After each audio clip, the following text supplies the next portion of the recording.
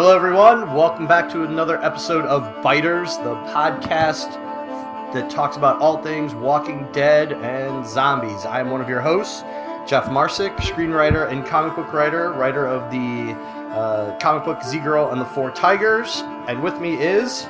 Kirk Manley, artist on the comic Z-Girl and the Four Tigers and co-creator as well as co-host for this show, man. Zombies are our thing. Zombies are us. We should get bumper stickers and t-shirts. That's right. Let's see. Let's talk about the numbers real quick. Last week we had I think 12.7 million viewers of last week's episode 13 of season 4. It was going up against something too. What was it? Oh, last week it was up against Resurrection and Cosmos. Yeah. Right. And this week it's basically owned TV outright. 12.9 million viewers. I was looking at the next best one at the 9 o'clock hour was something on Discovery called it was like Naked and Scared or Naked and Alive. Naked and Afraid. That's it. Naked and Afraid. Believe it or not, that's a popular one in this family's household. It's a bizarre show. Have you ever watched it? No. you would get a kick out of it, man. You should check it out. It's like a survivalist show, isn't it? It is. It's like not Naked Survivor. It's not a contest in the sense that they're competing against each other. It's just one man and one woman who get put in the most severe environment, and they have to survive for 26 days, and they get to take one thing with them. And, whether it be an axe or a fire starter or whatever, and that's it. And they are dropped there with no food, no water, no clothes, no nothing. And then they've never met each other. Where is there? Is it Alaska or like Costa Rica? It changes every time. I've seen them where they had them out in the Serengeti in Kenya or something, and then they had down in South America, and it's like Lost on steroids. It's wild. But you should check it out. I'm sure some of it's scripted. There definitely are people there filming them, so they're not in any immediate immortal. It's not like if they're about to die that they're not going to step in. You know what I mean? Right. But it still gets pretty intense. Yeah, I think it all depends on, like, the Serengeti. That's not so bad, but Naked and Frostbite would be, if it was in Alaska. They haven't done anything north of the equator. No, that'd be a little rough, I think. So that was the second. That was at the 9 o'clock hour. That was the number 2 show, and it was basically almost exactly 10 million people less were watching that than. So it owned overall, and I assume it owned in the Prime market. The demo, yeah, it was actually up a little bit. 8.1 million this week versus 8.0 last week. I love reading some of these headlines when these people, some of these websites analyze it. Somebody put one up saying, for such an episode with a lot going on, the numbers weren't really up this week. I'm like, who said that? It's some, I don't know. Slap that person. The Duluth Times or, Punxsutawney. Because my impression just from skimming the net has been that there's been like no negative criticism of that episode that I've found. Well, it's funny is that no, in the reviews of people, the headline reviews, no, not really. But so it's always interesting to read the comments of people and see what what they pick up. But headlines like that saying, well, this was such so much happened in this episode, the numbers weren't up. We didn't know what was going to happen in the episode beforehand. I mean, if you knew something was going to happen, then they'd bump up. It's just, it's spin. Well, yeah. Plus, it's consistent. I mean, they've been, the premiere was at 15, I think, and then it kind of settled into 12, and it's been staying there. Maybe even climbing just a little. Yeah. But that's fantastic. Usually as the season progresses, it drops. This week we had showrunner Scott Gimple come in and write, and he's when you see his name on the marquee that he's written that episode, pretty much, it's going to be a good episode. Well, especially since the last one was Clear, which is up until this episode, I'd say probably one of my most favorite. Yeah. Yeah. And then they had a new director, Michael Satrazemis. Apologies if I destroyed your name. He's actually a director of photography that they gave let him direct this episode. I think he did a spectacular job. I thought so too. Yeah. The way is edited, there was nothing that was, hung on too long in terms of shots or dialogue. It moved, and yet there wasn't a lot of action necessarily. Right. Yet you never felt that. There was still plus. I don't want to jump ahead to stuff we're going to talk about, but probably the most haunting episode yet in the series. And here we are talking about a series that's, completely horror, Right. There hasn't really been a haunting like episode, and this was it, and so, hats off to that, both obviously Gimple and the director. Well, before we go into it, you have some news. Yeah, we want to remind people that we live tweet the shows. So if you want to join in on that fun, which can be pretty hilarious, especially when Jeff gets in the tweeting zone, he can. What's funny is, and it's funny because it's like I'm working on a stand-up routine. Like I'll write something and be like, that was funny. Nothing happens. Not everyone's a winner. But the problem is that two things. One, it makes the episode fly by. It feels like it's only 20 minutes long, and then I have to go back. I have to watch it all over again because I'm so busy thinking about what I'm going to write that you miss it. Yeah, absolutely. Episodes like this are tough too, especially what we're going to talk about. But like in the back half of it, it's some somber, serious, stuff, and you can't really make light of it. There was some naturals. Granted, I agree with you. It was dark. There was dark imagery and scary stuff, but at the same time, if you take it out of context, her feeding the mice to the zombie, the ring around the rosy with the the zombie tag, that was pretty, out of context, pretty funny. But anyway, if you want to join in on that, make sure you follow at BatmanKM for me, at JMarzik for Jeff, and at Biters Podcast. And all of those three will be good ones to follow. And then we also want to remind people to be sure to write in your thoughts on the episode, and we'll get them in our next broadcast to biterspodcast@gmail.com, or post comments on the Facebook page. We got a nice one this week, so we'll be reading that at the end here and give people shout outs. All right. I guess lastly, I'm working on the artwork that I've been doing each week has been getting progressively more popular online, so that's cool, and hopefully it's bringing some attention to biters and making the rest of the week. Looking for as we get near the end of the week, people are looking for more Walking Dead stuff, so it's nice to get a little burst there. So we got one response, and we do this, and Kirk and I crack up because we send it out, and we hope people retweet it and stuff, and if they don't, they don't, but it's always cool when it does. But somebody said somebody saw his piece from last week and was kind of sent a shout out to AMC that they should hire you to do artwork so they can buy these as no news on that front at this point. still lots of quiet on that front, but Scott Gimple did tweet the image and said I think his entire quote was "wow," which is good. Pretty much says it all. Digging that. So, you're gonna have your hands full this week, though. That it's gonna be a tough one.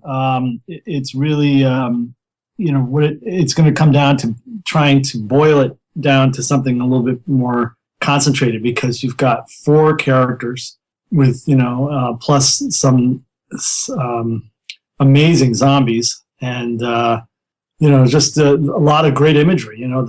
The grove and the deer and the teapot and zombie tag and feeding this mouse to the zombie. There's just some amazing imagery, but can't use it all. So I'll have to work that out. Your brain's gonna implode. All you're gonna have left is just a batch of yellow flowers and The Walking Dead on top. Well, there's an image going around that I guess the official, The Walking Dead site or Skybound Walking Dead put out. I'd send it to you, and it's really good, but it's also super simplified. I mean, it's just the hand with the knife and then the deer in a tree, and it's very powerful, but it's very also minimalist, I guess is the right word. Anyway, I'll probably be a little bit more involved in that. So, awesome episode. 4.8 headshots for me. Wow, he's dicing down the decimal points there. That's right. 4.8. Math is not my forte. As you know. Everybody listening, it isn't. It really isn't. All right, yeah, I gave it a 4.5. So it's generous. Much, I know it is generous for me. So let's get into it. Let's talk about it. Okay. So what was your good? Oh man, just I got like 2 pages of good, so I don't have to simplify that as well. Overall, just I love the continuing of the season's themes of do we get to come back? I think that Lizzie went too far. She doesn't get to come back.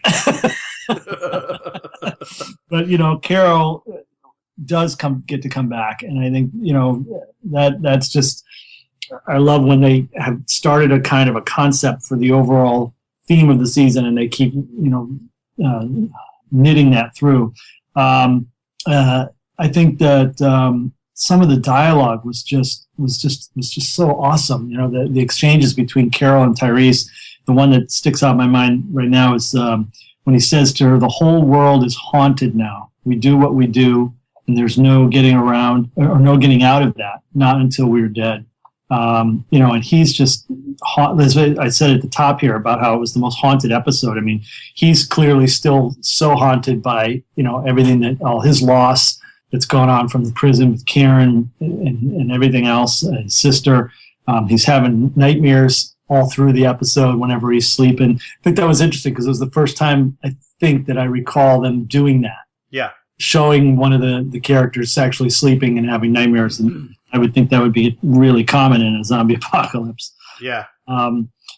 So let's see. I thought the kids did a great job. I love the dichotomy of Lizzie and Mika. Mika can't kill the living, even if she wanted to, and Lizzie can't kill the dead. So it was just that was awesome, and the symbolism, like the deer representing innocence and life, I think, and that was just awesome. The burnt zombies, some of the coolest zombies yet. I'm sure we'll get more into that, but that was just, they were incredible.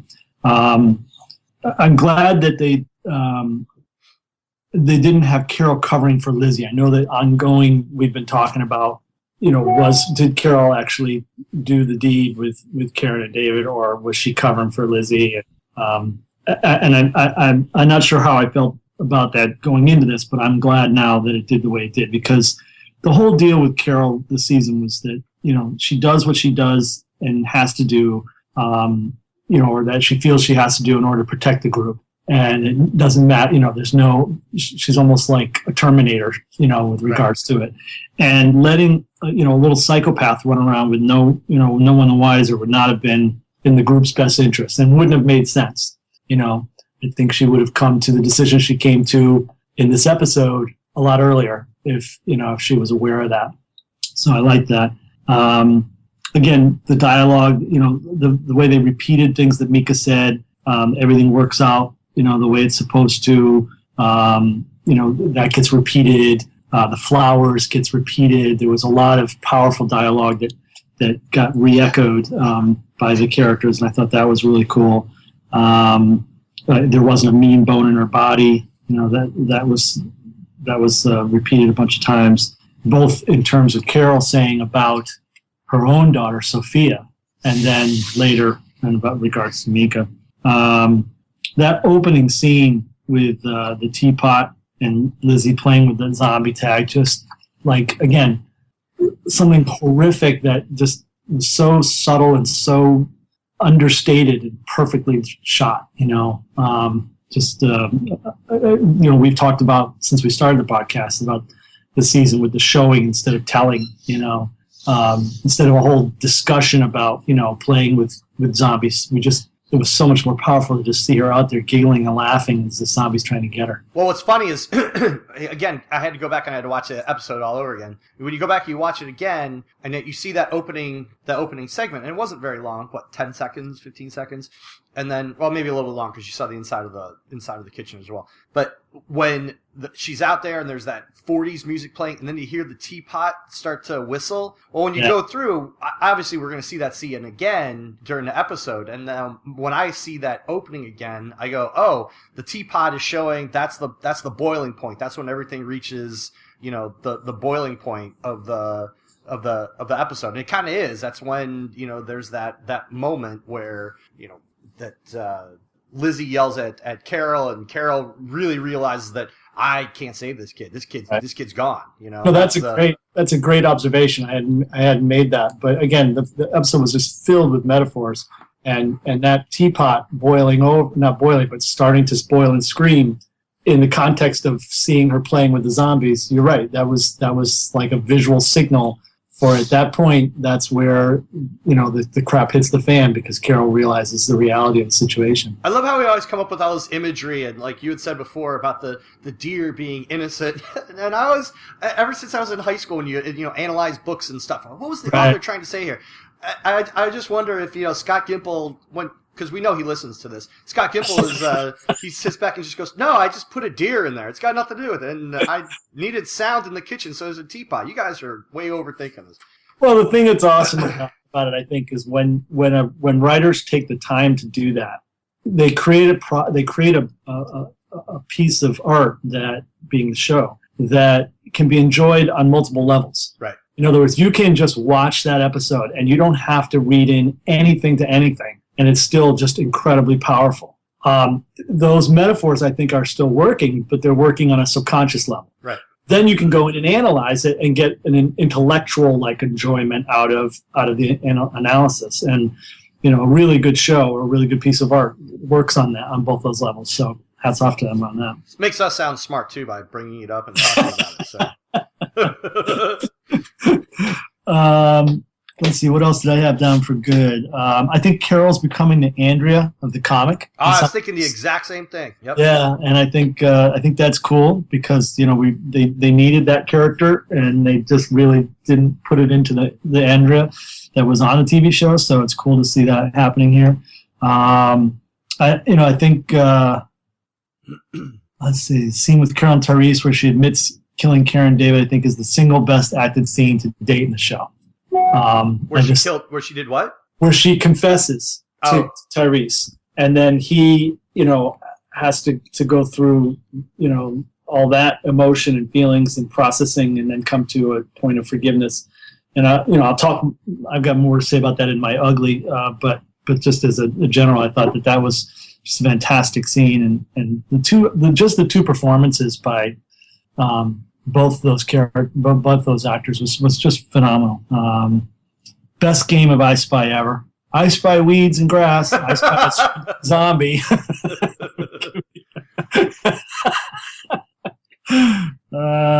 So that's the gist of what I liked, what I thought was good. What about you? I think this episode you could turn Tyrese's WTF looks into a drinking game. Every time he flashes one drink, holy cow, man! I had like 4 of them written down.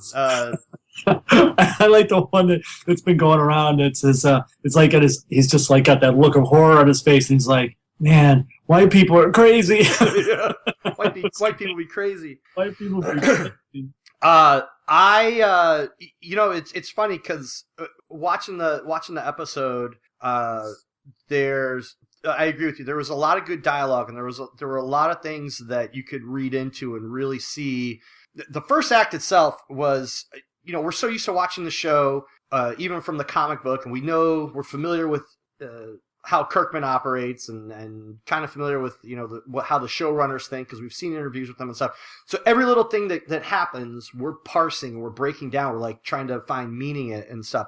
So I was trying to game it. I was trying to be one step ahead of, where they were trying to lead this. So case in point is, we all know that Lizzie's unsettled. And I came into this episode thinking, like everybody, because I was watching Twitter blow up, watching the Twitter feed, and basically everybody's like, "Oh, she's a psychopath," and I can't wait to see her. Basically, I can sum it up in a couple sentences. She's a psychopath. Can't wait for her to die. She has to die this episode.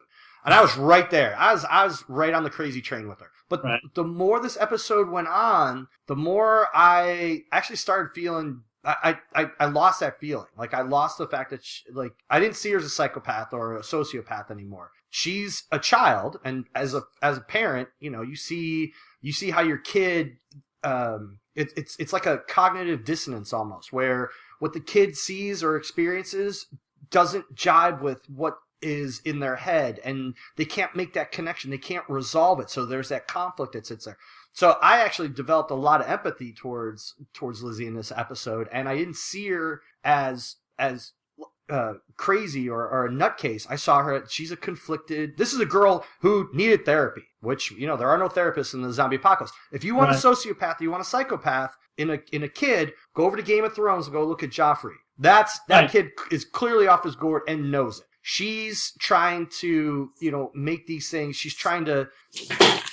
When she talks to Carol and she gets input about information, you can see she's trying to resolve it and trying to figure out where it fits in what she thinks. So, for instance, the beginning, Lizzie was really strong in the first act, where she's talking with Carol, and Carol's like, go to sleep, and Lizzie's like, no, or she's like, I can protect you. I protected Tyrese. Right. And Carol, she asks about Carol's daughter, and Carol says about Sophia, she was sweet. She didn't have a mean bone in her body. Right. And Lizzie says, is that why she isn't here now? Right. And I immediately took that as a foreshadow of something bad happening to Mika. Right. And because, and as you said, that comes up later on when Carol's talking with Tyrese, and, they talk about the kids, and she says, Lizzie's strong with people. She gets people. She doesn't get the walkers. And then Tyrese says, well, what about Mika? And he's like, well, she's just as bad. She doesn't have a mean bone in her body. Right there, when she said that, Act 1, something bad's happening to Mika this episode. You just knew it. I read into this line too. Backing up a second, when Lizzie was with Carol, and she's tired, and what does Carol say to her? She goes, "You're dead on your feet.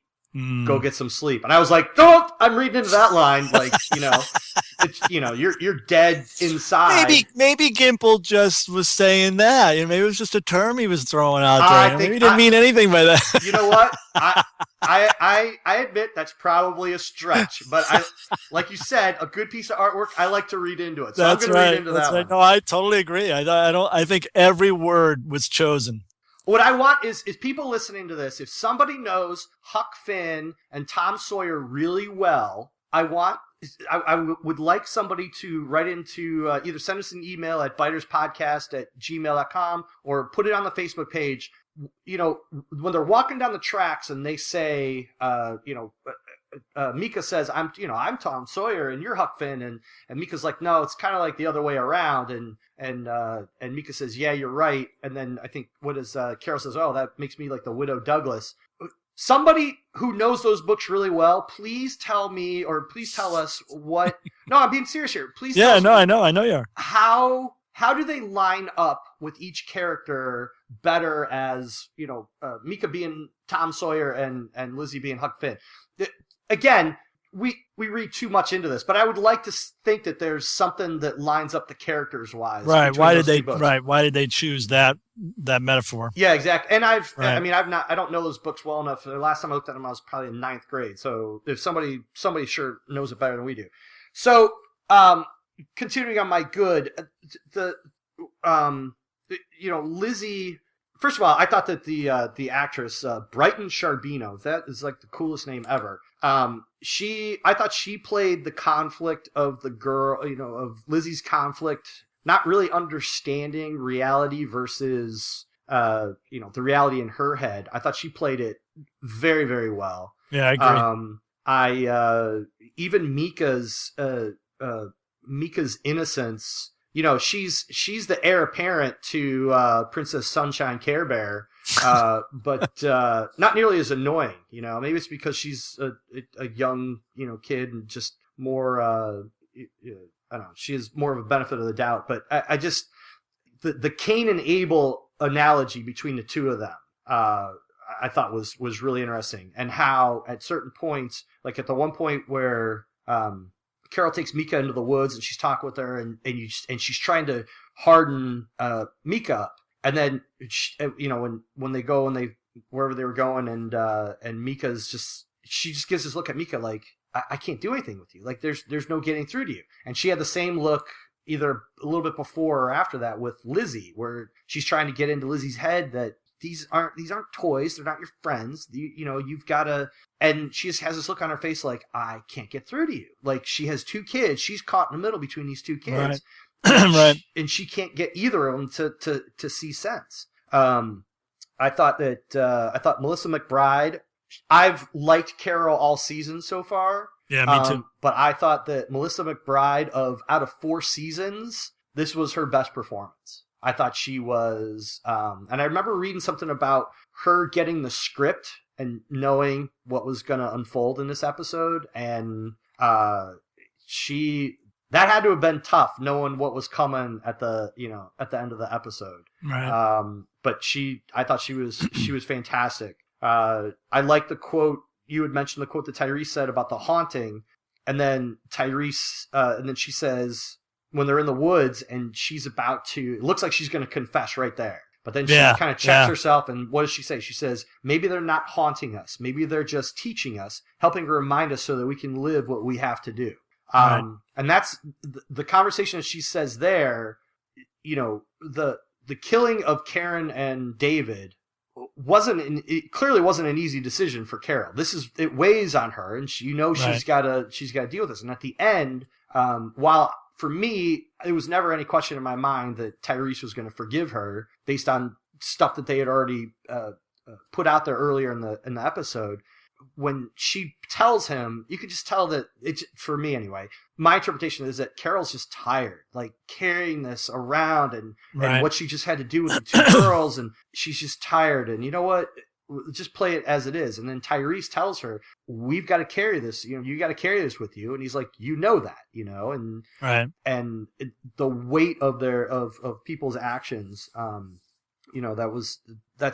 that's really going to, it's not something, this isn't like over and done. Carol's going to be carrying this around with her. And like I said, when I tweeted, I was like, it's basically like Carol's lost three daughters, and what's going to be interesting is when they hook up with the other group, and she runs into Rick, and Rick kind of, what are you doing here? And but I think one of Rick's main issues was the concern about how the reaction of Tyrese was going to be, and how it would disrupt the entire situation that they had at the prison.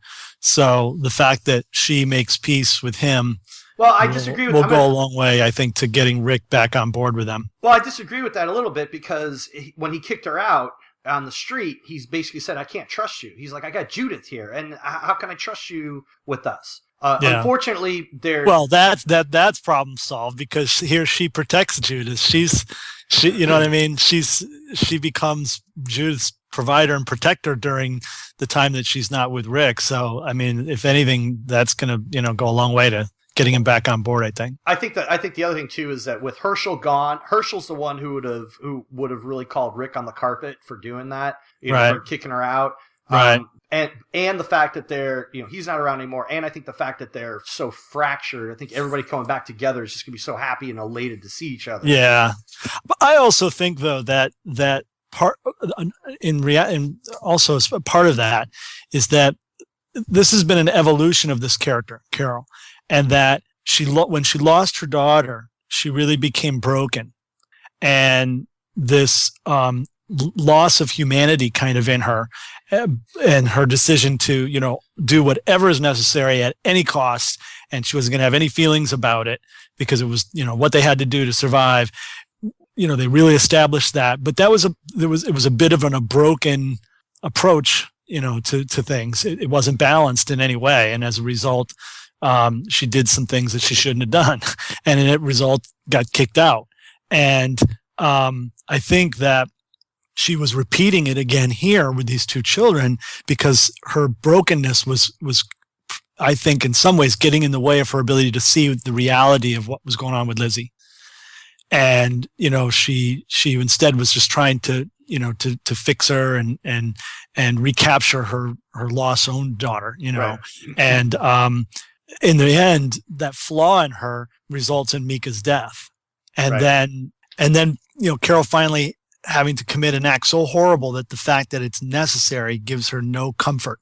In other words, she's gotten some comfort from these things she's done, killing Karen and David, from the idea that, this was something that had to be done. And this thing that she had to do now was just so horrible that I don't think and so she breaks down. It's just, she can't even get any comfort from the fact that she knows she has to do this. And it just tears her apart. And then I think in some ways, though, that actually helps unbreak her, because then she's able to kind of get back in touch with the emotional side of her. And then she kind of says, you know what, I got to confess to him, and I got to take whatever punishment is going to be dealt. And we're going to get this thing on the table, and we're going to deal with the pain of it, and move forward or not. And that, allows the forgiveness, I think. And for her to kind of, as a character, not be reborn, but reclaim some of her balance between doing what she has to do to survive and still being, a human being who has feelings and cares about living. Right. I had a thought and I just lost it. Dagnabbit. We're struggling here today. Oh man, I just was there was something that you brought up I was gonna say and I totally forgot it. Yeah. Oh well. I think too is seeing how much, kind of being reminded of with Tyrese saying that he's, the dreams and stuff, and he keeps seeing Karen. Right. Karen, he keeps waking up and he keeps forgetting, right away, immediately. He doesn't remember right away that she's dead, and that haunting him. That's more weight that Carol's been burdened with.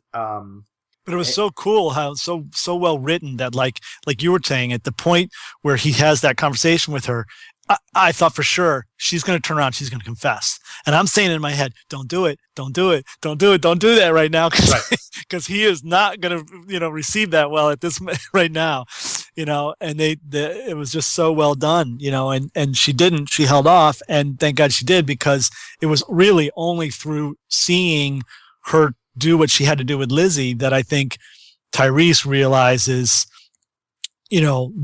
the kind of world that they live in, and the kind of way that she's survived, and what her motivation is. And right. then when she confesses, he understands it. He can put it in a context. Right. He doesn't like it. He's not happy about it. Like he says to her, you're going to have to live with that.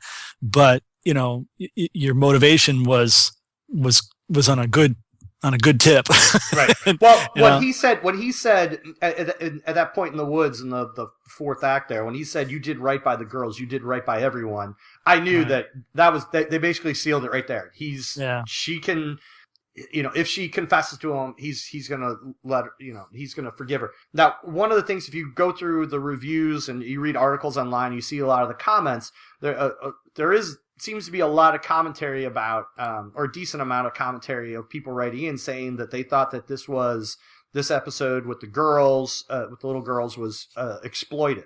And to that, who said this? There's a lot of comments you read the comments in people's responses. Comments, right? Yeah, and clearly this storyline echoes a storyline that was going on in the comic book between Ben and Billy. Right. And this is going to segue into my bad, which I only have two things really. One is, so for the first half hour of this show, probably why I only gave it 4.5 was because it was pretty much the same kind of beats as the other, the other ones, the other episodes, past few episodes.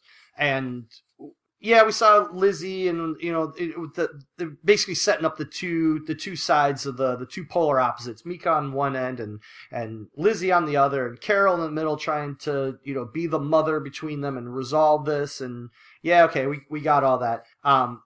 But how with Ben and Billy in the comic book, we had known them since issue 2. And it comes to a head in issue 61. So that's 60 issues of getting to know these characters. So no, but I got to jump in there though. They didn't develop those two characters in the comic book at all. He did nothing with them. There was almost like no dialogue with them. But we still had longevity with them. We still got to know them, and so I mean that's 5 years worth of comic books, 60 issues. So when the event happens in the comic book, these are characters that you knew. I felt that Lizzie, we hadn't, even though she's a tragic character in this, and for reasons that I talked about, I wish there would have been more development of her and see more of her struggle trying to reconcile, the two sides between what she's supposed to be seeing and what she's actually seeing. I think then it would have lent more sympathy towards what happened to her at the end. The other thing, and this is a minor point. So that's really a bad of the entire fourth season, maybe, as opposed to just this episode. You mean? Yeah. Right. They should have developed her more. The other thing is, I hope this changes. And it's a minor bad because there's nothing, this was such a kids, mostly Lizzie and Carol centric episode, but man, Tyrese, they're just not doing anything with this guy. He's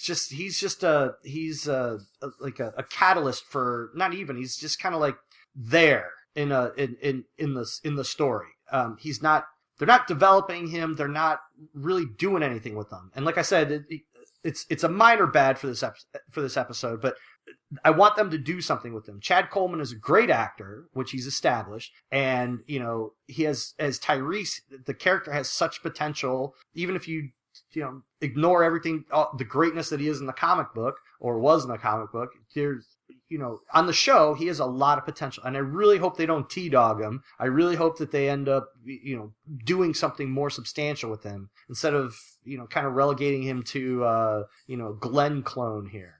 Yeah, I would agree with you. I would agree that they have not done anywhere near what they've done in the comic with the character, but I think that they've in like they did with Andrea, as they have with Carol, they've taken these characters from the comic, and in some cases, and I think he's one of them, they've decided to, because of perhaps the balance of the show or the cast or whatever, to go in a different direction with him.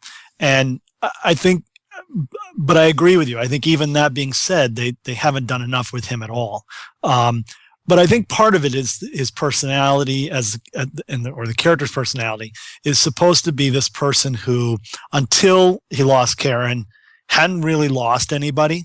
So the zombie apocalypse was this horrible thing, but there wasn't the emotional damage done to him that all the other characters had up until that point. And then second, he's really kind of been dependent on his sister. His sister really, Sasha, was the hard ass, take the lead, make the decisions. I can remember when they were in the governor's town in Woodbury, and the way they consulted with each other, and it was really Sasha who kind of called the shots. And so I think without her, he's lost a little bit and is not the person who kind of takes charge. And that's just, in contrast, in the comic book, totally different, completely opposite. And I enjoyed the comic book character more. I agree. But I think that's why we're getting what we're getting with him, is that, they've decided to make him this character that hadn't really suffered any big loss until this point. And so is, and then also this follower of his sister, and that she was really the take charge part of their relationship. And he's kind of lost without that. I mean, and you got to admit, he kind of looks lost through all of these segments with him. I mean, he's got the three kids. I mean, the guy you could just tell he was like, well, he's settled with three women and a little female infant. What I guy know. wouldn't be lost? What guy would be like, what am I doing? It's me and my claw hammer. I don't know what I'm doing. But it just seems like he's fumbling. He's fumbling through. He doesn't know which way to go. He doesn't know how to do, how he's going to survive. I think he's so happy when Carol comes because she's tough, she's assured, and he sits there and he says, and I could live here with you because I trust you.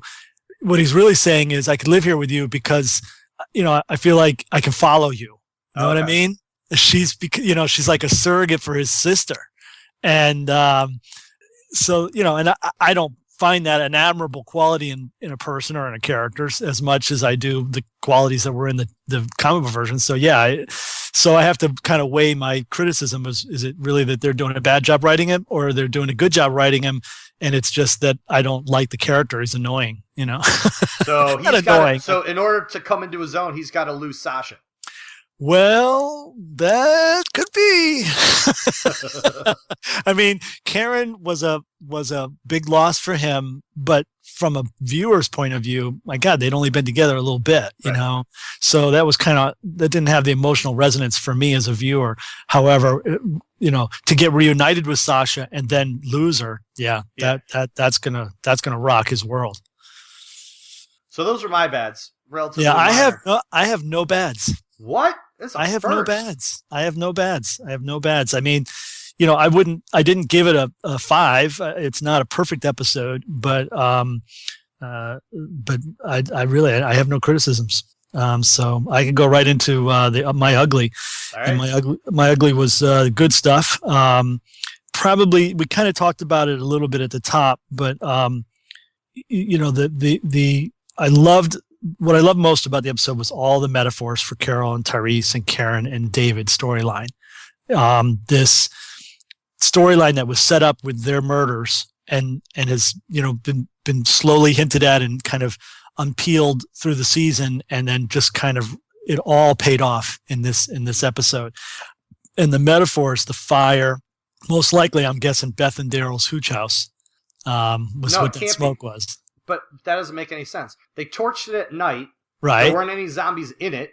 I mean, there were zombies that came to it, though. Okay, so remember when they leaving, and it was torched at night, and in the morning when they get up, it's black smoke, and then in the evening it's white smoke. So it kind of took all day to burn out. All night, so all day. So at that distance, I'm not saying it was. I'm just guessing it was. I'm saying I don't think that it could be because, and especially since. Well, how far would they have walked since that fire? Wouldn't they have heard the gunshot? They would have heard the gunshots. Well, there's some things. Yeah, the gunshots I think is a big concern, but then again, if it was a full day past, then that's a lot of walking. They could have been miles away by that point. I'm going to jump ahead here to a little thing I had in my additional thoughts on the Talking Dead. There was a quote attributed to Scott Gimple. When they were talking about the show, that said that the walkers are attracted to fire due to their decaying vision, that light and heat are still something that they can sense. And so that kind of makes sense to me. That, remember we were saying, why did they throw the Molotov and then all of a sudden the zombies go to the fire? That made no sense to me. We saw them pawing at the balloon, remember? And we were like, why? That's stupid. Why are they? But now I get it. That's why they've been showing us that stuff. That's when they burned the fire, why they brought the zombies out. Remember I said, that seems kind of weird. Are they attracted to the fire? And they are. They're trying to show us that they're attracted to the fire. And Gimple is saying it's because their eyes are decaying, so they're losing a lot of vision, but they're still seeing light and they're still sensing heat, and so they're attracted to that.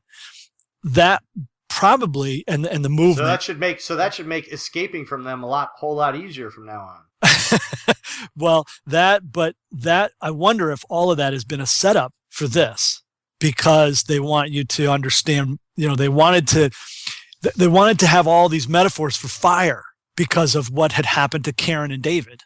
So they brought the smoke in, they brought the fire in, they brought the burnt zombies who looked like burnt people. That was all this horrific, haunting imagery that just keeps slamming back on top of these two characters that passed, that happened with Karen and David. And I guess, to justify the burnt zombies, they had to train us to understand how zombies would be attracted to fire and might walk right into it or walk right through it. They don't feel anything. So, they just burn up or burn through it or walk through it or whatever. I don't know. That's just my read. But anyway, I was digging all of that. I'm kind of hoping the fire turns out to be something a little bit more substantial. There was, people were tweeting maybe it was, Terminus, which would be cool, but that was a lot of smoke. I mean, that was a lot of smoke to just be some hooch that had burned down, mostly in the middle of the night. Well, hopefully we find out. I hope they don't just leave that hanging. I think it'd be kind of cool to find out. Another ugly for me was that this was a point where they weren't faithful to the comic, and I think that most of the time I'm always in favor of them being faithful to the comic. And I think when they have been, it's been really, really successful. But this, as well as the Laurie death, I think, were two examples where it was better handled in the TV show than it was in the comic. In terms of emotional impact, I think that the reason it worked in the comic was because Carl was so young, and for him to be stepping up and taking the responsibility to do this horrible thing was pretty emotional and pretty powerful. But in the TV show, if Carl had done this, he's like a teenager now. He's killed a ton. It just would not have had the same emotional resonance. Right. Instead, tying it into this whole Carol storyline, really, I think just really knocked it over the fence. I felt the same way about the death of Laurie. I thought the death of Laurie was shocking in the comic book, but it was throwaway. Whereas in the TV show, filled with emotional impact, the way it was handled, especially with the fact that Carl in the end has to take her out. I think that the way that they knitted the story, so as we've already talked about Tyrese seeing what Carol would go to do, to the degree to which she would go to do what she think has to be done, setting up the situation for him to be able to forgive her, was just amazing writing. So those were my uglies. Yeah. So for me, there's I had a couple ugly as in good. One was the and the thing is that the parallel to the Ben and Billy storyline in the comic book, while we kind of always knew that, or we kind of surmised that Lizzie was going to be Ben, while we kind of surmised that, I still think that it was, what happened in this episode was sudden. When they come back, and look at the guilt on that has to be with Carol, because Carol knowingly left Lizzie with Mika and Judith. Right. But there had been two watershed moments that had come earlier. So in the beginning of the episode, in the first half hour, we've got Mika, who can't kill anything, and then we've got Lizzie, whose perception of reality is horribly skewed. But then Mika saves Judith and Lizzie when the zombie falls over the railing. Okay, and it was like, there's your watershed moment. Holy cow, you can you can step up when you need to.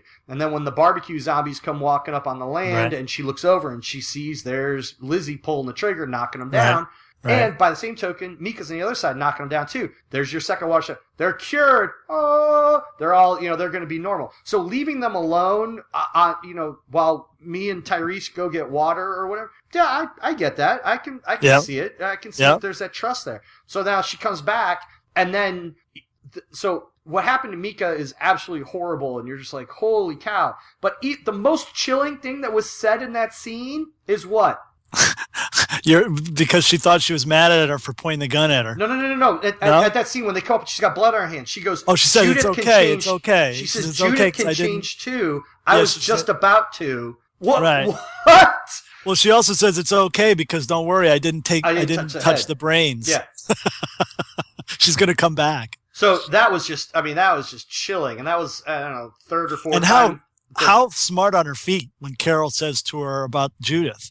Yeah. Well, she's only, she can't even walk. Right. And then she's, oh yeah. It was like, how could you stay calm enough in that scenario to think think ahead like that. But but see, I didn't take it as her thinking ahead. I took it as her just kind of like, holy crap, how can you? She can't even walk yet. What are you thinking? That's what I mean. That's what she had to put herself in Lizzie's head.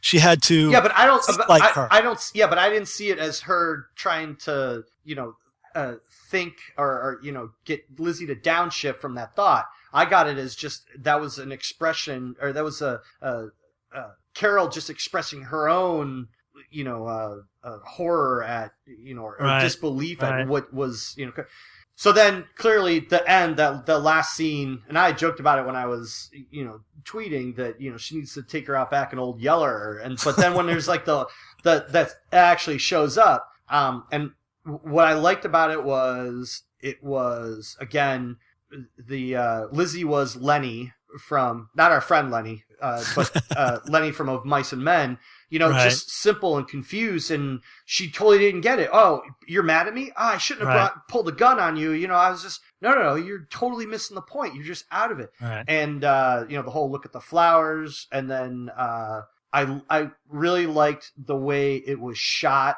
in, Carol pulls the gun out, and then the shot is all, everything that happens is all off, off camera. Even when they shoot to Tyrese and we have Tyrese's point of view looking through the window, you can, see a body there. You can see the outline of a body like on the ground, but you see Carol standing there, and that's all you needed. There was no, exploitation or, hey, let's, graphic this up. Between that and, and Bear McCreary's music and just everything, that was just a tough scene.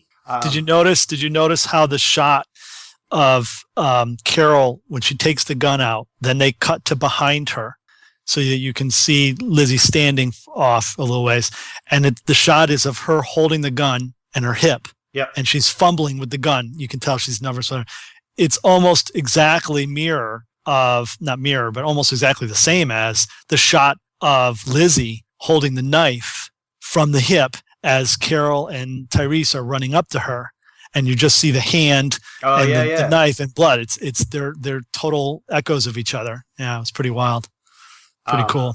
So yeah, that was and there was a lot done. For me, the scary part, well, not so much the scary point, but it was a done deal when they're in the cabin that night and after the barbecue shootout. And Lizzie says to Carol, I know what I have to do now. And again, broken Carol, doesn't see, you know what I mean? Instead, she's like, okay, great. I've reached this kid, and like to your point, and, with the watershed moment. But I'm in my head, I'm going, she's made up a decision that she's going to start, killing people. She's like, she knows what she's got to do. Well, we had this conversation. She didn't say, I know now I have to kill zombies. You know what I mean? We had this conversation a few episodes back when Rick got rid of Carol for banished her, and I said that it'd be interesting to see how this is a world now where adults, you do something, you are judged because you're an adult. How does a kid, how do you react to a kid who's, who may do the same thing? I thought there's more leeway with a kid, but clearly you're in a situation here, like we said, that Lizzie needed therapy. Lizzie needed probably some medication. Everything that Lizzie needed was not available. Exactly. So, and will not be available anytime soon. The look when they're in the cabin and they're standing there, and she's like, I could take Lizzie and we could go somewhere. And Tyrese says, well, you'd never make it. And then, well, I could take Judith and I could go away. Well, no, you'd never make it. Right. And they sat there, and just the look when she says she can't be around other people. And I think she says it twice. And the second time she says it, she looks at Tyrese. She says she can't be around other people. And there's that knowing look between the two of them. Yeah. And again, just so well done, because again, showing, not telling. Yep. I mean, they're having this conversation, but they didn't have to sit there and say, we're going to have to kill her. Oh my gosh, you can't say, how are you going to kill a kid? Oh, I don't know. Right. Can you do it? I can't do it. Blah, blah, blah, blah, blah, blah. And then they go out to do it. It's like no emotional impact. Right. Instead, it was unsaid. Yep. And then she takes her out, and you're not sure what's going to happen. Yep. Are they leaving? What's going to, is she going to really have the guts to do it? So, yeah, I was impressed. And I was impressed, too, that, I saw an interesting comment that I thought was very valid and it comes back to something you were talking about at the beginning about people, crying in the comments about, exploiting children and blah, blah, blah, blah. And it's like the way that they handled this was so much more mature and realistic and gut wrenching and authentic compared to, say, CSI or something. That, and this person's comment is that they kill kids in those shows all the time, right?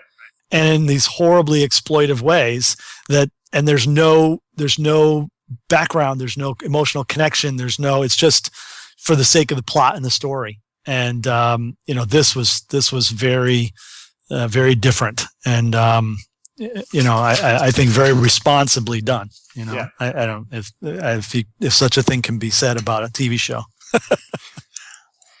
All right. Any other comments? Did you on the Talking Dead? They talked about Melissa McBride was on, yep. which was very interesting. And I think that the Talking Dead has been really good this season because it's obviously they've gone out of their way to have as many as possible of the main characters for that episode on that night. Right. And talking specifically about the production of that particular episode. And before it had always been kind of this thing where, if there was a guest on, that meant that they probably died in that episode. Right. So it's good. I'm glad because it's made that show even more informative. Well, it was spooky enjoyable. when they went to the first commercial where Chris Hardwick goes to introduce Talking Dead. It was spooky because when they cut to it, normally there's kind of like a jocularity to it. No music. Dead silent. There was nothing. Even he was kind of somber, like, okay, yeah. I wonder, do you think does he see this show right before he's going to talk about it, or has he seen it prior in the day? He has said in the past that he does not spoil himself. He watches it just before the show. Okay. But most of the people on the show have already seen it, obviously. And then there was a guest who, not a guest, but an audience member who spoke, as there is every week. They take 2 questions. And that person had made a comment in the context of their conversation about that she had seen it a couple hours previously. So I'm guessing the audience comes in and they probably get to watch it. Okay. And then the show happens. Or maybe they watch it, with them during that, because it comes on live, I believe, right after. Okay. It's live TV, I think. So they probably watch it simultaneously when it's broadcasting. But anyway, she talked about the fact that the puzzle that's on the table, and Hardwick had asked her, well, what was that puzzle of? And she said, well, it's funny because the director took us aside and before we shot the scene and said, just, wanted you to see what this puzzle was. And the puzzle is of Sophia. It's a picture of Sophia in this like rainbow t-shirt or something from like season 1 or something. Really? Yeah. And she said, you certainly can't see that from the puzzle pieces. Right. But from her as an actress trying to get into this scene emotionally, what that did to her, Yeah. And so that was really cool. Huh. I thought, those are my only other thoughts. Zombie of the week. Oh, clearly the barbecue zombie, especially the first one who came out. That dude who came out, he was kind of tough looking. Yeah, he's gonna be in my tribute piece. I put the zombie tag. I just thought that zombie and that whole scene was just one of the creepiest zombie. That was creepy. That designs. That was. God damn. How about zombie kill of the week? Let's see. What was my kill? Any of the headshot ones that they did with the barbecue guys. Yeah, my kills were all the barbecue ones. They were just so well done. The way that they fell, the way they were stumbling over the fence, the headshots. Also was cool that they didn't. The first round of shots from everybody all missed. They all hit body parts and didn't hit heads. Well, which we thought was really. Well, Tyrese, you could probably put in a boat and you wouldn't hit the ocean. Every one of his, he went shoulder and then he'd hit the head. So, yeah. Plus, I also thought it was interesting because people were like, well, you can see when people were mentioning in comments, and I agree. I think it was done on purpose. Carol turns and sees that Lizzie is firing at the zombies, and she's like, okay, this is like, she's got it. She's connected. She realizes the zombies are bad. Right. That's progress. But if you pay attention to how she's like hesitant for a long time, and then when she starts firing, it's just this like right, exactly. If not that I shoot guns much and have any experience, but just looking at it, I could say she's not even aiming. She's just firing in order to let everybody think that she's participating. Yep. So that was pretty cool. Characters of the week for me, definitely both Carol and Tyrese. I just think it's hard to pick either one.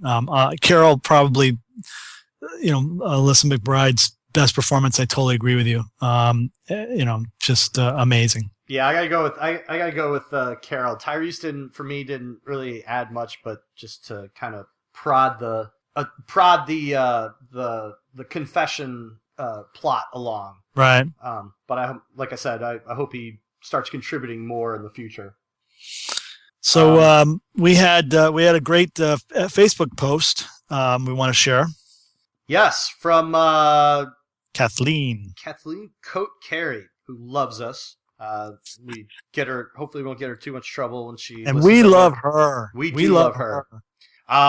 So she said. So she weighed in on what her good, bad, and the ugly was. She said, "OMG, what a heartbreaking episode! I gave it 4.5 out of 5 headshots. Here's my rundown. The good with the whole episode." Okay, great to be specific. I agree. The bad was Mika dying. Yeah, that was that's that was always sad. The ugly were the fried crispy walkers. They were incredible. Her character of the week was Carol. I don't think I need to explain that one. Nope, not at all. She was fantastic. Nope, not at all. And my kill of the week for the headshots was the headshots on the crispy critters. That's all. Thanks for keeping me entertained. Well, thank you, Kathleen. And we concur with all your observations.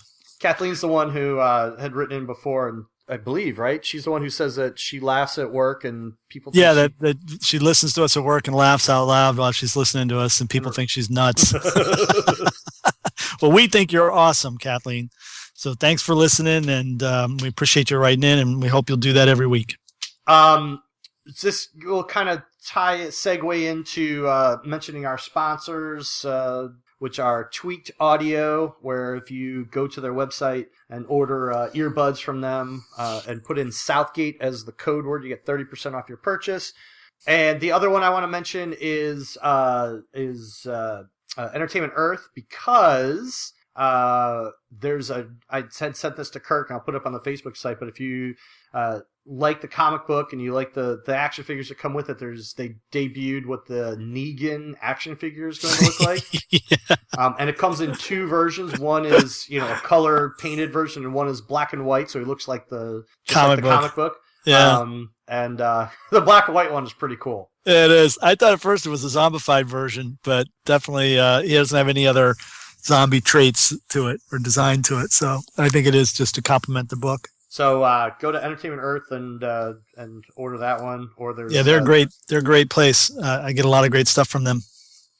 Other than that, I got a few little news things that I could share. There's a great breakdown of this episode by Robert Kirkman over at WalkingDead.com. I recommend everybody check that out. I'll put a link up on the Facebook page to it. One of the quotes I wanted to share with you from that, it was near the end. It doesn't really say anything specific here, but it kind of get you pumped for the end here. Quote, "There are some moments in the finale that I think are some of the coolest stuff we've done in the show, and that's the stuff I'm really excited about. We're wrapping the season up in pretty great form. I think coming out of this episode, people are going to see how high the stakes are and how crazy things can get in this world, and we're going to continue that into these next 2 episodes. There's quite a bit of shock coming, and I think people are going to be pretty startled with what happens moving forward, and are definitely going to be anticipating the return of season 5. So I'm guessing we're going to get a huge cliffhanger, which we're working on right now, and I can say is going to be pretty awesome. So he doesn't really say anything particular, but he certainly thinks that there's going to be some great stuff coming up, which is good. And I'm guessing there's going to be a huge cliffhanger. oh yeah. Other interesting non-related Walking Dead stuff, though. I saw something that made me think of you. The next season of American Horror Story, I guess, is going to be carnival themed. Did you read about that? No, I missed that one. Well, I'll send you that over. I thought you might want to talk about that, but if you haven't seen it yet, I'll send you that. Interesting. Yeah, I'm certainly, carnivals can be pretty spooky. So. Speaking of carnivals, they want somebody, I can't remember who, wants to remake Something Wicked This Way Comes, the classic Ray Bradbury story. Where did I read about that? I think they just picked a director already for that, didn't they? The guy says that it's not so much, basically there's nuances, like that's a creepy movie from the late 60s, I think. I mean, that's a creepy movie in itself, but he says there's nuances in the book that he thought weren't quite captured in the movie, so he wants to do another version. And I never saw the first one. Yeah, I mean, the book's creepy too, creepy cool, love it, and like you said, carnivals can be pretty damn scary. Yep. I found an interesting article yesterday. I guess in San Diego Comic-Con is going to feature its first ever geek, and I never know how to pronounce this word, Couture, couture? Yeah. Is that right? Yep. Greek couture fashion show. So they're going to actually put together, instead of just, how they have the cosplay competition every year and they're doing actually a real New York style fashion show where they integrate, geek culture into the designs. It's not cosplay. No. They're going to be real fashion, but, and it's quote, I'm sorry, what? No, go ahead. Go ahead, finish. Quote, fangirls are already using the halls of San Diego Comic-Con International as their runway to showcase custom fashions. Universe founder Ashley Eckstein said in a statement, quote, we wanted to give these designers a bigger stage to share their talent and also provide an educational experience in the fashion industry. According to the contest rules, 30 designers will be selected to compete in the Her Universe fashion show, which will take place on July 24th. All submissions must be geek couture inspired fashion, not costumes, and they can be based on anything that is celebrated at Comic-Con. Did you see the Lori Grimes design? No. So it's Lori Grimes. It's this white. It's just a design. Who's got it? There's a website. I'll find it. They have a bunch of preliminary designs, and they encompass everything from comic books to TV shows to movies. But yeah, so the Lori Grimes one is like a long white dress like she was wearing, but then on the back, I couldn't quite figure out what it was, but it's like a red splatter pattern across the back. Oh, geez. It's actually kind of cool looking. It's actually cool looking. I'll see if I can find it. Did you ever see the bed linen? I don't know if it's zombie bed linen or Walking Dead bed linen, and it was like your comforter and has like all these handprints, blood handprints on it, and it's just like I could never imagine sleeping. It's zombies on the pillowcases. Surprised you don't have one. Hey, we should talk a little bit about issue 123. Did you read it? I did read it. So this is spoiler alert. Wop, wop, wop, wop. Spoiler. So if you don't want to be spoiled, issue 123, we'll see you next week. That's right. Bye-bye. Da, da, da, da, da, da, da, da. All right. So, you singing that theme song, it just made me think of, there's a video going around of I think it might be, I don't know. It looks like it's might be Russian or whatever, but it's this video. Someone set up a camera in the room. They're in the news constantly now. Always, man. There's someone set up a camera in their room, and there's a cat sitting on the bed, like a day bed, and the dog's not allowed on the day bed. So the person sets up the camera just to see if the dog's been jumping up on the bed. Then the person walks out, you hear the door close. A couple of seconds later, you see the dog come walking in, and it's kind of noses around the house, almost like to make sure the coast is clear, walks up to the bed, jumps up on it. Yep. Goes over to the pillows, kind of sniffs around. The cat, there's a cat sitting on the corner. And the cat it's like a pit bull, right? Yeah. I've seen it. And yeah. It's just kind of sitting there, sniffs around. And then he takes one look at the bed, and they dubbed it with Benny Hill's Yakety Sax song. Right. This dog goes to town on the bed, rolling around and just getting his set everywhere. Hysterical. Yep. I saw the headline on the post I saw about it was just like, anybody who thinks that dogs don't enjoy or don't experience joy and bliss needs to watch this video, because it's true, man. That dog is not trying to scratch its back or anything. That dog is just having fun. Yeah. It's just having fun. So on that note, what did you think of Walking Dead issue 123? Second to last, I think, issue of the All Out War story arc. Are we going to be blatant about what we're going to talk about? Well, that's why I brought it up. That's why I made the big distinction on the spoilers. Yeah, okay. I think so. Okay, so definitely. the last page, I had gotten spoiled by this issue. I'd sent you an email with the F word in the subject line because I got TweetDeck going every day. It's always just rolling. And somebody tweeted last week when this issue came out, and they're like, Rick is toast, #infected. And I was like, no, I didn't want to see that. I haven't read it yet. So, but then when I read it, I think it's complete crap because it was set up earlier on that, what's the guy's name? Scarface. Right. So the arrow that hits Rick, it's not poison. It doesn't have stuff on it. Exactly. And that, it was funny because when you sent me that text, I was out and I was running errands, and nowhere on my list or on my radar was going to the comic book store. Right. And I think it was Wednesday. Yeah. And you wrote this and you were like, F, I can't believe I've been spoiled, blah, blah, blah, blah. And I was like, oh my God, you're kidding, blah, blah, blah. It's like, well, I'm not going to the bookstore, or the comic store, I'm not going to be able to know, blah, blah, blah. So I kept doing my errands, and I'm like, it just kept gnawing on me. And I was like, did they kill Andrea? Did they kill Rick? Did they kill Michonne? Oh my God. I was like, I got to know. So I drove all the way out to the store and got my books and sat in the car and read that book. But yeah, my immediate reaction was also that, he did a cool thing. Negan tells him to shoot him, and he's got Dwight's behind him, and he's got the crossbow down, like he's reloading it, and he says there's a hesitation. There's a panel with him, and he says, shoot him, take Rick out, even if it's not a kill shot. That muck will make him sick. It's perfect.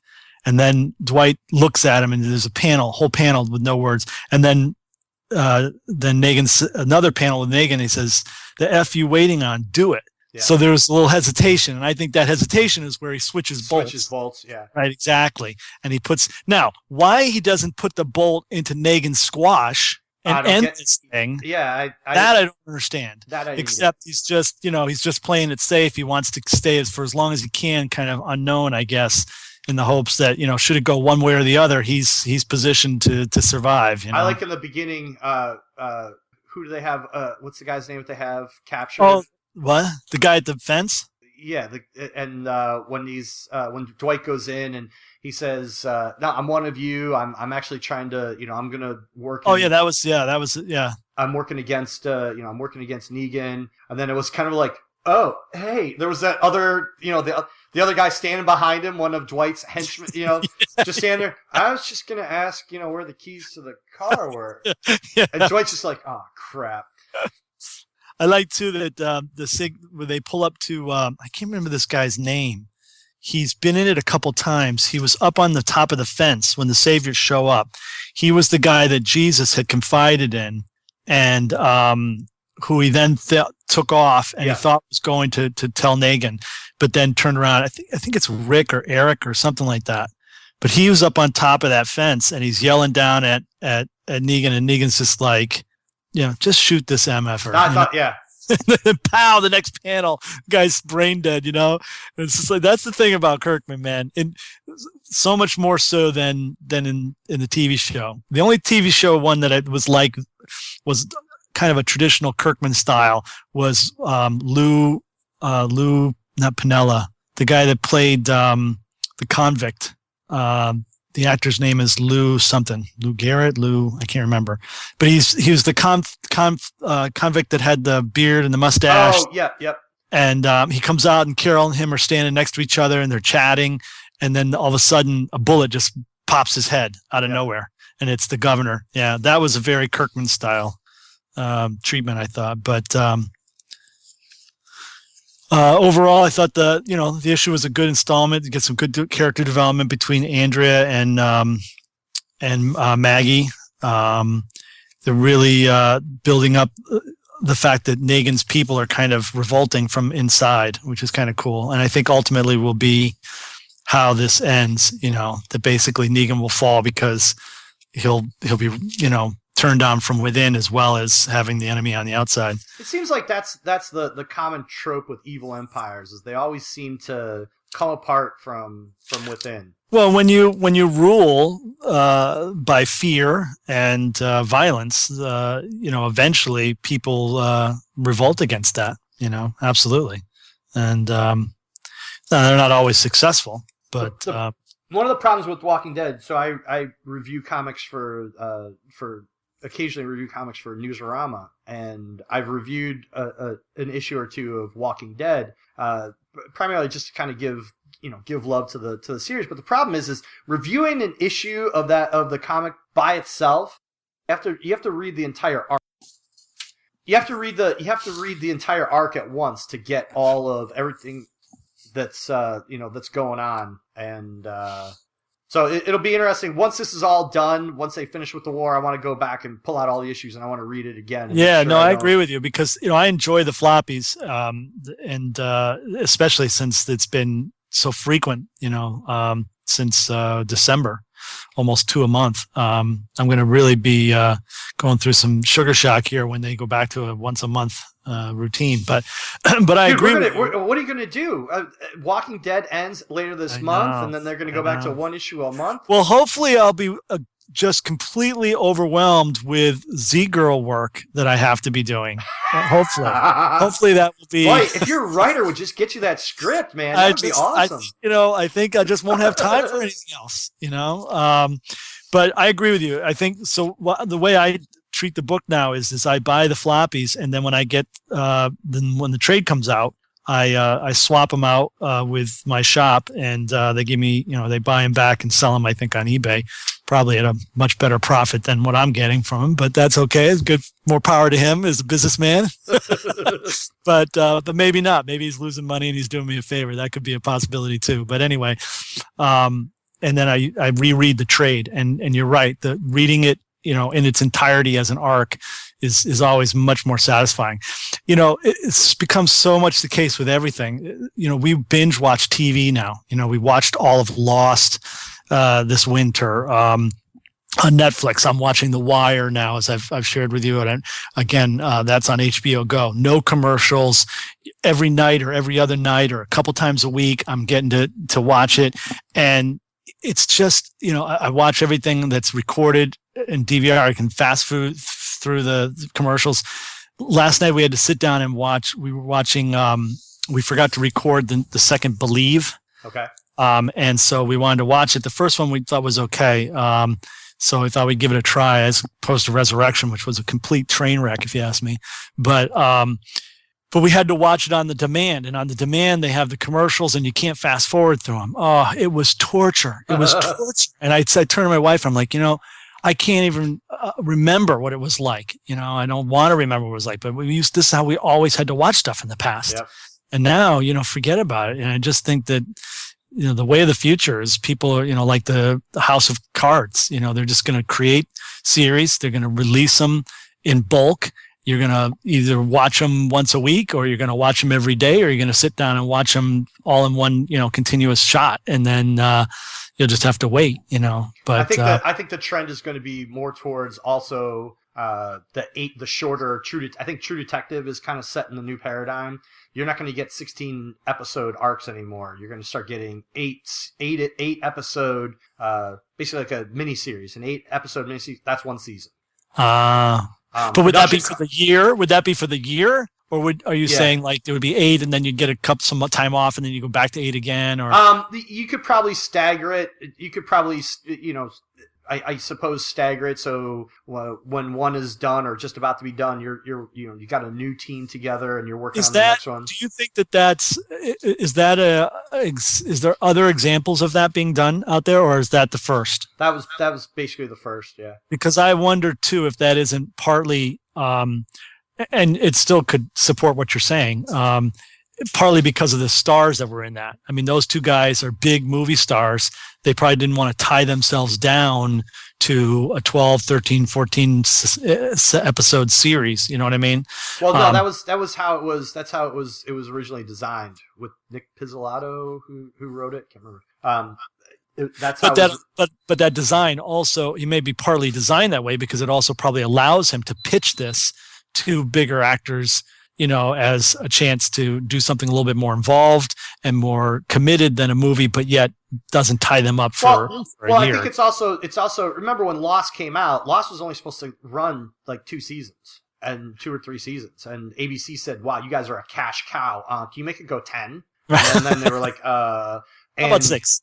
Yeah. So, I think you're seeing a lot, and look at the model that American Horror Story has done. Each season is a brand new. You can have the same. Right. You can have the same actors or some of the same actors, but it's a brand new story every single time, which is really refreshing. And you think about it. You condense it down to 8 episodes. Man, you really have to tighten up your storytelling. There's no BS like, oh, that was a filler episode that didn't really. Yeah. And you got to tighten your storyline, your storytelling up. You're cutting production costs. You're able to do more. In a year. So, but American Horror Story, how many episodes is that? Yeah, American Horror Story was your typical. Is it like 20, 22? No. It was. That's not network. 16. No, it's on FX. Oh, okay, yeah. Well, that I definitely see as a trend. The AMC kind of format. With the 16, 17 episode seasons. Yeah. That's definitely seems to be definitely the norm now, at least for the non-network. Even the network shows. I mean, it was interesting with Lost. The first season, and I want to say the second season, were like 24 episodes. I think the first season was 26 episodes. And then the second season was 24. And then the third season, I think, was in the middle of the writer's strike. Oh, right. Yep. And there was only like 14 episodes. And then the next 2 seasons were 17 episodes. Huh. They were much shorter. So, which, we were disappointed, but, so I guess that, I don't know what that didn't really have anything to do with anything. It was just an observation. Well, there you go. All right. Well, listen, don't forget to check out Z-Girl and the 4 Tigers at zgirl.org. It's the, comic book by Jeff and my. Jeff's the writer, I'm the artist, and it's the story of a sentient female zombie warrior who's teamed up with 4 ancient Chinese warrior spirits, fighting all sorts of demons and monsters together. And we're pretty proud of it, and we'd love for you guys to check it out. Absolutely, and you can check out my other comic book as well, Dead Man's Party, a thriller noir story about a hitman at the top of his game who is forced to put a contract out on himself. You can check that out at deadmansparty.org. Super cool concept. Should be a movie. You guys, man, if you don't turn that into a movie, if that doesn't happen, I'll be very surprised. It's a great concept for a flick. But thank you. Also, check out SouthgateMediaGroup.com, where you can find all kinds of other podcasts, pretty much every show. Let's see, Game of Thrones is starting here April 6th, I think. So that podcast should be up and pretty active here in the next couple weeks. But check them out for all kinds of podcast goodness. And please don't forget to leave comments and ratings for us if you download us on iTunes. It really helps. We've gotten a bunch recently. I think we're up to 12 or 13 reviews, which is awesome. We really appreciate that. It really makes a difference in terms of where we get positioned on the front page and things like that with iTunes and how people find us. And definitely join in and tweet with us in the next 2 episodes, live tweeting at Batman KM and at Jay Marzak and at Biters Podcast. And on that note, thank you very much, and we'll see you guys next Take it week. Easy, guys. We'll see you next week. And keep your eyes peeled for new artwork. Oh, that's right. That's right. So follow at Batman KM because he'll be tweeting that out at the end of the week. All right. All right, man. Peace, everybody. Asta. If you would like to donate to help pay for this and other Southgate Media Group podcasts, simply go to our website, southgatemediagroup.com, and click on the donate button. It can be as little as $1 or, well, as much as you want. Help keep this fun going by supporting this and our other shows. Thanks again for listening, everyone. You're the best fans in the world.